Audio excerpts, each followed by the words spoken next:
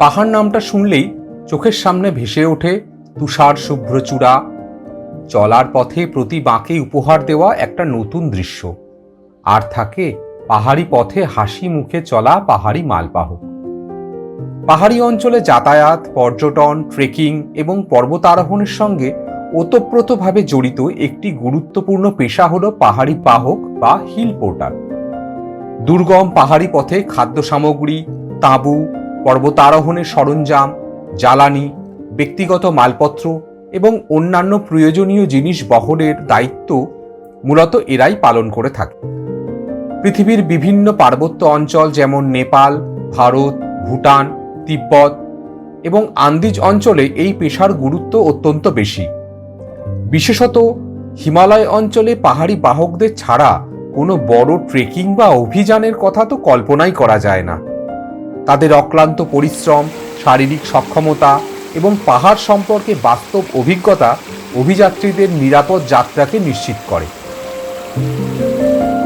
আমাদের দুই পাহাড়ি বাহক রোশন অধিকারী এবং কিশোর অধিকারী, তাদের কাছেই শুনে নেব তাদের জীবিকার কাহিনী। तुम्हारा नाम क्या है? रोशन अधिकारी। रोशन अधिकारी। और तुम्हारा? मेरा किशोर अधिकारी। किशोर अधिकारी। तुम लोग क्या दोनों भाई हो? हाँ भाई है। तुम्हारा अभी एज कितना है? मेरा एज 18। 18 एज है। हाँ। तो तुम पढ़ाई लिखाई करते हो ना? 12 पास कर रहे हैं।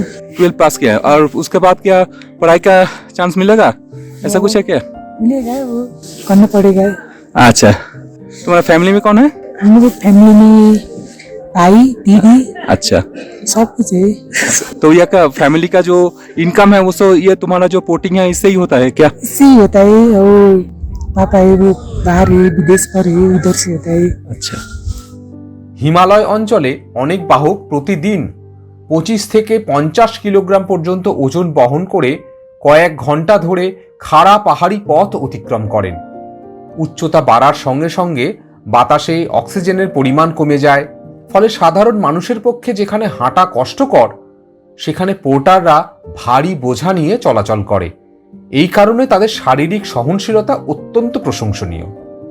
পাহাড়ি বাহকদের বয়স সাধারণত 18 থেকে 50 বছরের মধ্যে হয়ে থাকে, তবে কিছু অঞ্চলে এর চেয়ে বেশি বয়সী অভিজ্ঞ পোর্টার দেখা যায়। এমনই একজনের সঙ্গে পথে আলাপ হলো।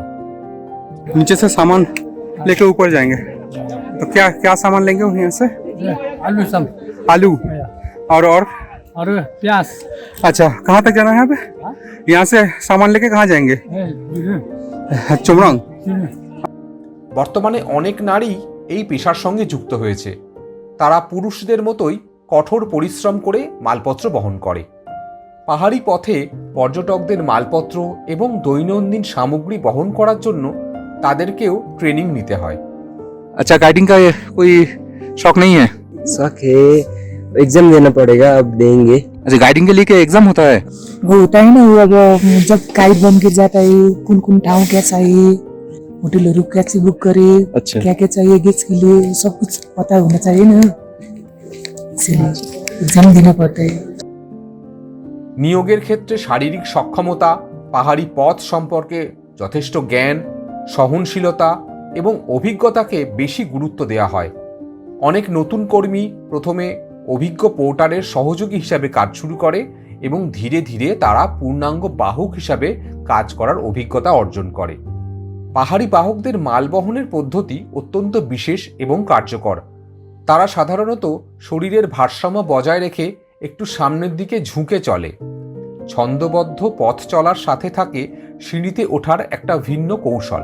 ভারী মালপত্র নিয়ে সিঁড়িতে ওঠার সময় শারীরিক ভারসাম্য রক্ষা এবং খাটনি লাঘব করার প্রয়োজন হয়। তাই কয়েকটা সিঁড়ি ডান দিক বরাবর এবং কয়েকটা সিঁড়ি বাম দিক বরাবর উঠতে হয়। হিমালয় অঞ্চলে সবচেয়ে প্রচলিত বহন কৌশল হল নামলো পদ্ধতি। এতে একটি শক্ত কাপড় বা দড়ির ফিতা মাথা বা কপালের সঙ্গে বেঁধে রাখা হয় এবং তার সাহায্যে পিঠের বোঝাকে বহন করা হয়। এই পদ্ধতিতে শরীরের ভার সুষমভাবে বণ্টিত হয় এবং দীর্ঘ সময় মাল বহন করা সহজ হয়। অনেক পোর্টার বাঁশ ও কাঠের তৈরি বড় ঝুড়ি ব্যবহার করে থাকে।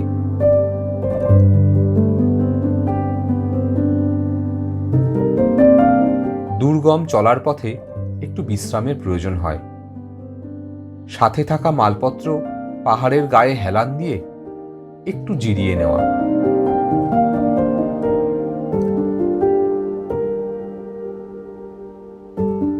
পাহাড়ি পথে বয়ে চলা ঝর্ণা জলই হয়ে ওঠে তৃষ্ণা নিবারণের মাধ্যম।